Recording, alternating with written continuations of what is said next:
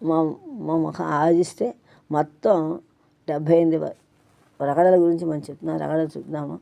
మొత్తం రగడలు బసవ రగడలో మొత్తం 78 పాదాలు ఉన్నాయి ఒక పాదంలో. ఆ ద్విపాదాంత ప్రాసములు కూడా ఉంది. తర్వాత 14 పాదములు కూడా ద్విపద వృత్తులతో ఉంది. అక్కడక్కడ ప్రాసయితి కూడా అంగీకరించబడింది. తర్వాత 8 పాదాలు ఇటు నియమే మరికొంత విషముగా పాటించబడింది. బసవరగడతో ప్రారంభమైన ఉత్సాహ వృత్తము ప్రతి పాదంలో కూడా శరణు బసవ అని ఒకటితో ఉంది. దీన్నే బసవోత్తర స్థితమని కూడా అంటారు.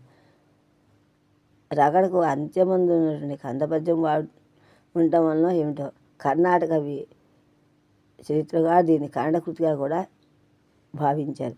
కానీ కన్నడకు విలక్షణ ఎతినిమం కూడా ఇందులో ఉంది. ఇది బసవ చూడండి. బసవ రఘుకృతి 1 గద్యలు పంచప్రకార గద్య 2 నమస్కార గద్య 3 అక్షరాంగ గద్య 4 అష్టోత్తర శతనామ గద్య శరణు బసవ గద్య అని మొత్తం ఇది. ఇంకా రగడల గురించి ఆలోచిస్తే మొత్తం చెప్తామట. రఘుకృతి విన్ని సారబెట్టి రఘుకృతి అయింది. ఇలా ఆలోచిస్తుంటే చెన్నమ్మ చెప్తుంది.